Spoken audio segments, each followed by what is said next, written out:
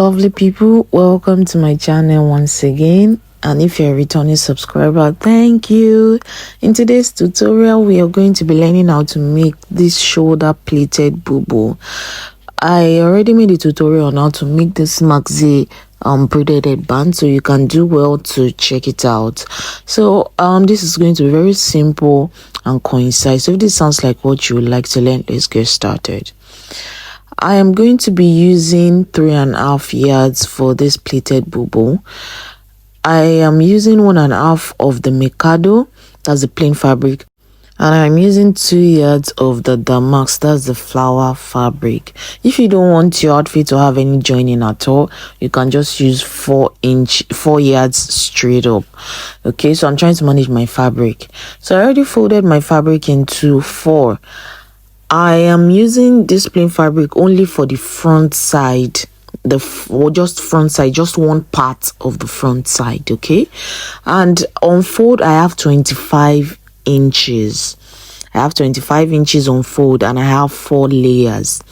So just watch what I am doing. If you're not going to be doing any mixing, you can just fold it straight up. So for my neckline, I am using 3 inches, and for the back depth I am using 1 inches. Since we are cutting both the front and back together, we will be cutting just the back neckline first, then after that we'll just separate it and work on the front neckline.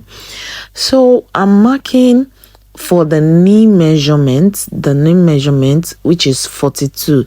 I added some extra inches. This is going to work for all sizes except you are overly tall, you understand, but it's going to work for all sizes. Just mark 42 inches down from your shoulder line and just mark it, and use your ruler to just connect all the dots like so.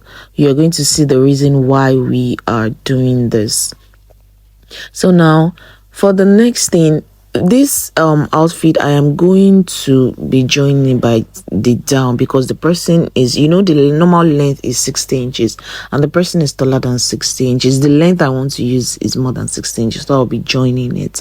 If you don't want to join your fabric at all, just use 4 yards straight. It's going to work perfectly.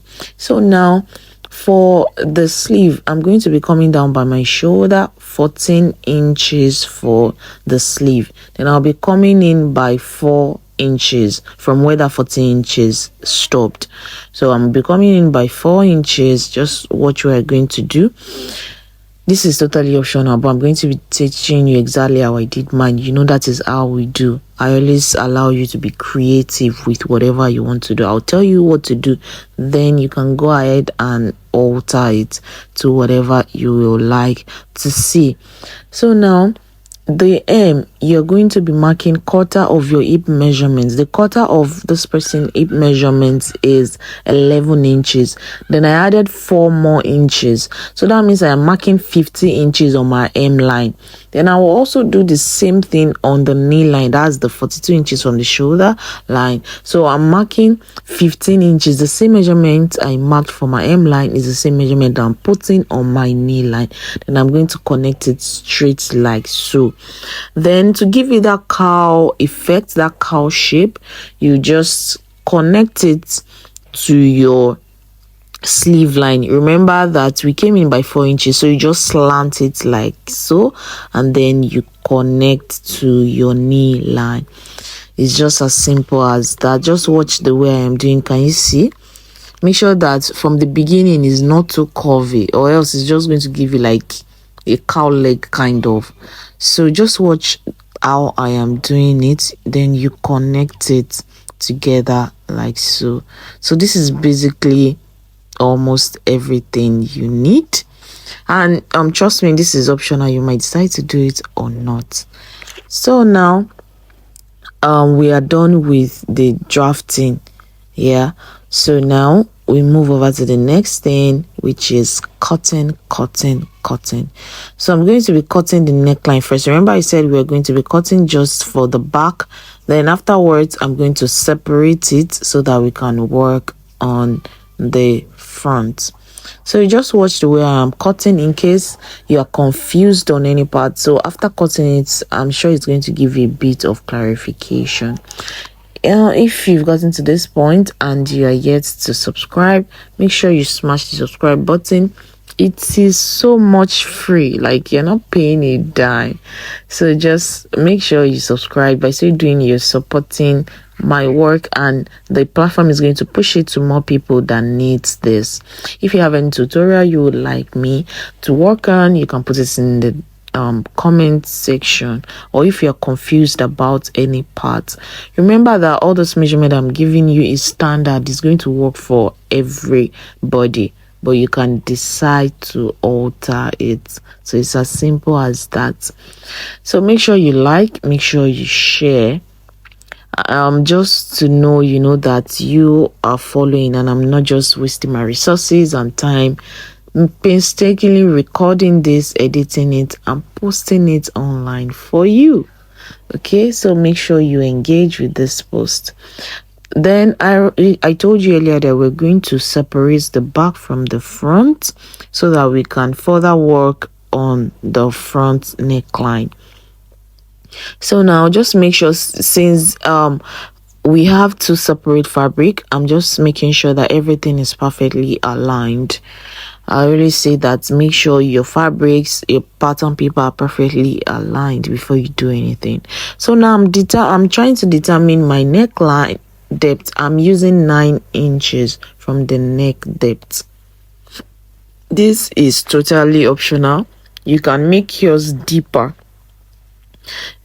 It's going to work for you. So now you determine how wide you want your lapel to be. I am using 1.5 inches for my opening. Okay, so I'm going to mark 1.5 inches. You can use 2 inches, you can use 2.5 inches, but know that the wider it is, the wider the opening, the wider the your lapel is going to be. Just put that in mind. I don't want my lapel to be too wide. I just want it to be a little bit in between. Yeah, so that is why I'm using 1.5. So I marked 1.5 all the way to the end, and I'm connecting it like so, just like you see me do. Just watch the way I'm going to connect it. Then after connecting it, then you connect it back to your neck line. You slant it. See the way I did it? So you slant it to the neckline, just like you see me do. Like I said, that you can actually increase all of these measurements. Your neckline, I used 3 inches. Remember, you can decide to make it wider, maybe like 3.35 or so, but the neck shouldn't be too wide, or else it might not like really stay. You're supposed to stay a bit close to the neck so that your lapel is going to stand well. Then the next thing is for you to just cut. So cut.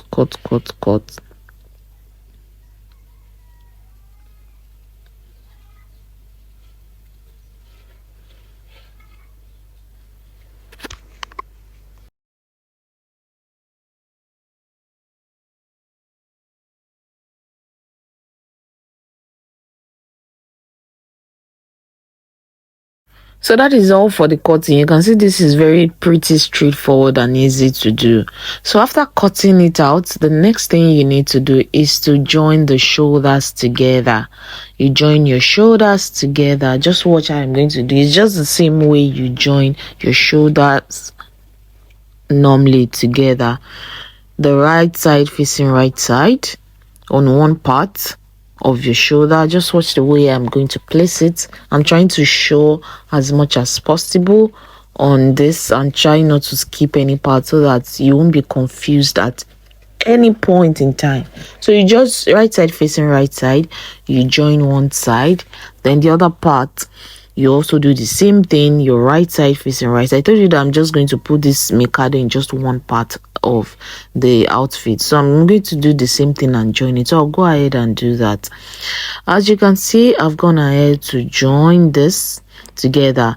Make sure you give it a very good press and you serge the rough edges. Then you spread it open and iron. You open your seams and you iron. It's very important that as you're progressing, you are ironing. I told you one of the difference between your work looking neat and professional is ironing. Now the next thing is to work on the lapel. We need to work on the lapel. Remember that we use 1.5 for the opening. So now our lapel, we're going to be using 2 inches on fold. Okay, so that means I'm using 4 inches for the width. Then for the length, to determine the length, you need to take the measurement of your center front like so. So you can see what I'm doing. You take the measurement round from one end to another. So, and whatever you get, that is going to be your length.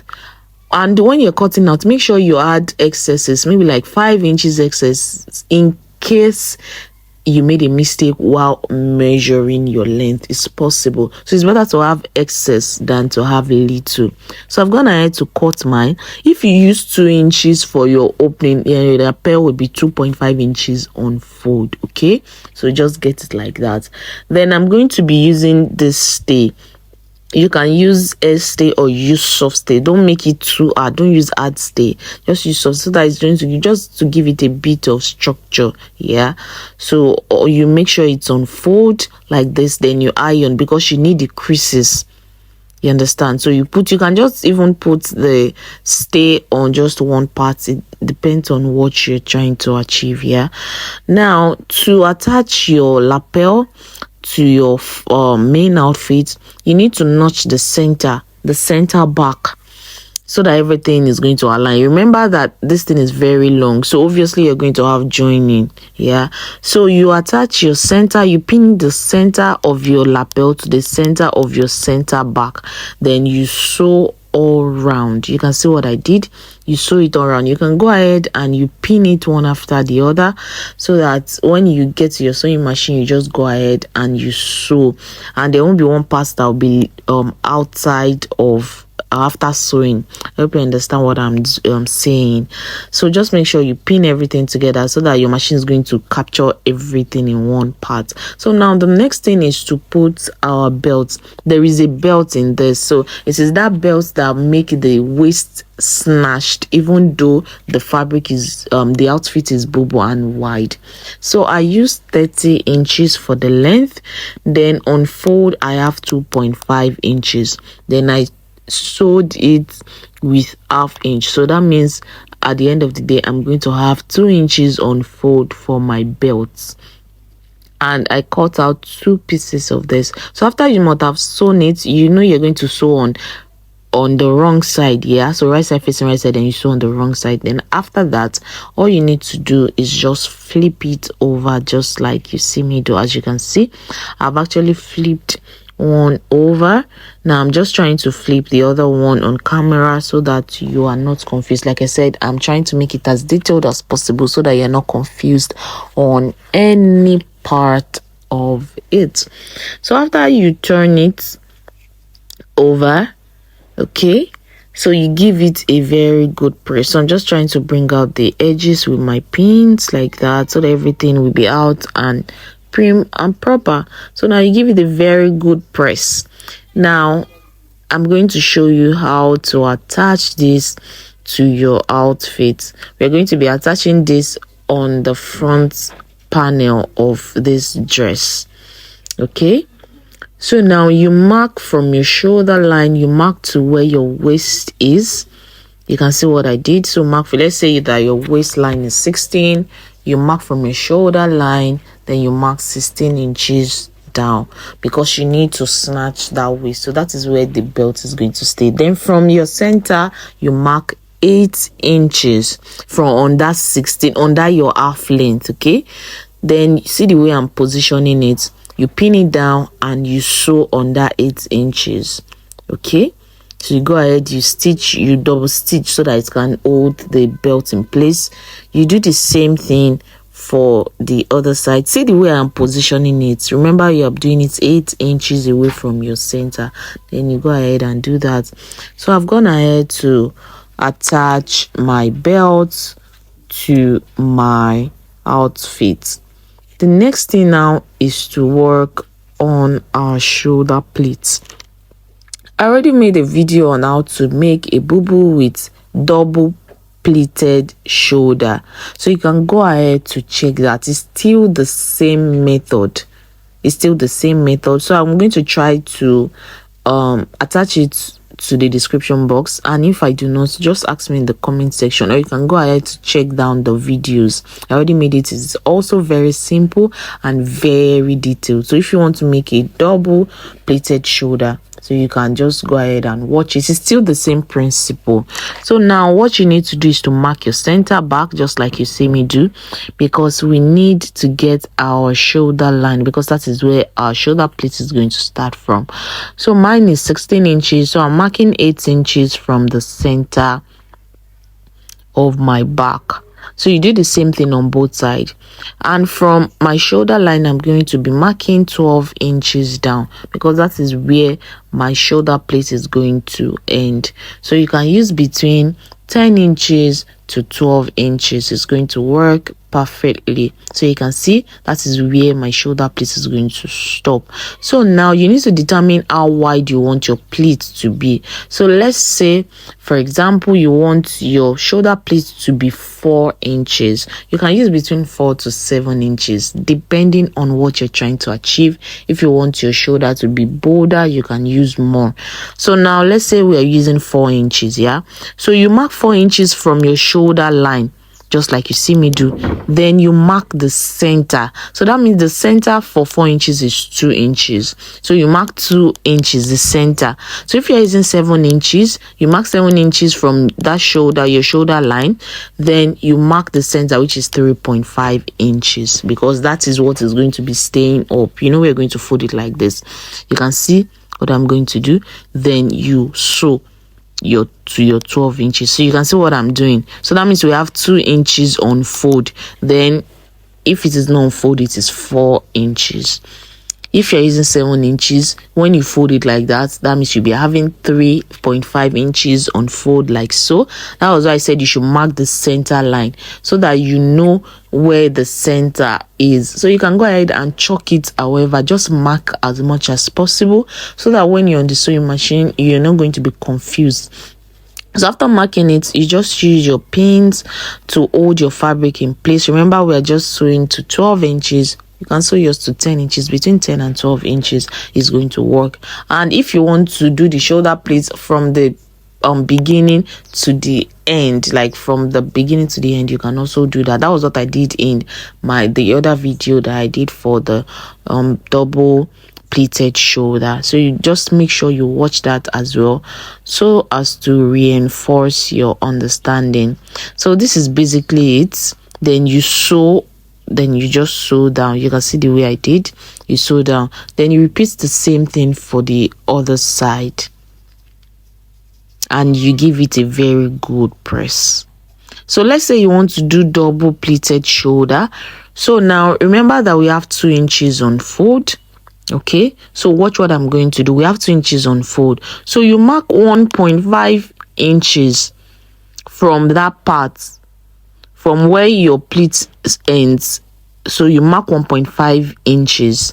So from that 1.5 inches, you now mark, you remember that we're using 4 inches. From that 1.5 inches, you now mark the same thing you marked. You mark 4 inches, which is the shoulder pleat. Then you mark 2 inches, and then you measure your 12 inches or your 10 inches. If you are doing shoulder pleat, you can just, if you're using 12 inches for the first one, you can just use 10 inches for the other part. The reason why we marked 1.5 from the first shoulder pleat is so that it is going to hide the stitches of the second one. Remember that it is 2 inches for the first. So if you do 1.5, so half inch is going to fold over to the other shoulder pleat. I hope you understand what I am saying. So it's going to cover the stitches of the second pleat, because it is 1 inches inside, 1 inches shorter, so half inch is going to cover the same. So you go ahead and then you also stitch. If you are using 7 inches, you know we have 3.5 inches on fold. You are going to mark 3 inches from the ending of the first one, and then you do that. So it's as simple as that. So I've gone ahead to do everything that I said. Okay, So, and I'm gonna need to give it a good press. I've attached my lapel, I've attached my band, and I've given it a very good press. So I used bias to actually finish all of the inside because I wasn't close to where my serger is. So now the next thing is to join the sides. So after much deliberation, I decided to add my elastic band to it. I used 10 inches elastic band, like the length, 1 inch, 10 inches length. Then I added it. Then the next thing is just attach the side, just join the sides together. You can see how neat the inside of my fabric of my outfit is. You can see that you can't see any rough edges. I used bias to finish it off. For those that are complaining, I don't have a serger, I don't have an overlocker, you can see that you have no excuse. Just get your bias and use your bias to finish all of the inside. So I've gone ahead to do that, and you can see that there are no stitches, no loose stitches at all. You can see how neat the inside of your outfit is. That is how I want your outfit to also come out. Now you can decide to style this just like you see it, like a kimono. You understand? There is no joining at the center, so you can wear this as a kimono. You just wear a gown or a camisole and a trouser inside. It's still going to work perfectly for you, and it's also going to be chic. You understand? Rich auntie vibes you get. And so, but if you don't want to do that, you can decide to close up the center. So if you want to have the option of opening or closing up, you can just use this press button. I'm using this plastic press button, which is black. They also sell the transparent one. You can go ahead to also get that as well. I hope you know how to fix your press button. It's simple. Okay, so you get your press button.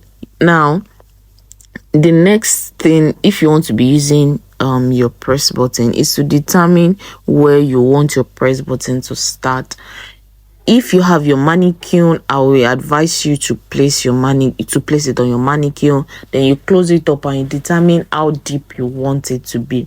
Or remember that we use 9 inches. You can still go ahead to use that 9 inches, or you can still even come down a bit, but it will be better for you to just put it on mannequin so that you have a visual representation of how it's going to look like when you place it on your body or when your client wears it. So you determine the spacing of your press button, and you attach it like that, maybe for 4 inches difference, maybe 2 inches difference. So you go ahead and then you attach it one after the other. You attach it to your knee point. That 42 inches is actually okay. You attach it to that point so that it will cover up the presence, so then the other part will be open. So I've gone ahead to do that, and you can see, so I placed on my mannequin. This was before I actually attached the press button, and you can see how beautiful this is. Stunning. This is beautiful. Okay, so I'm going to appreciate if you are going to be trying this out as well. So just try it out and let me know. You can tag me when you wear it. You can get this tutorial on how to make this headband, and it's there. So you can see that after I attached the press button, you can see how it's looking. So thank you so much for watching. See you in my next tutorial. Bye.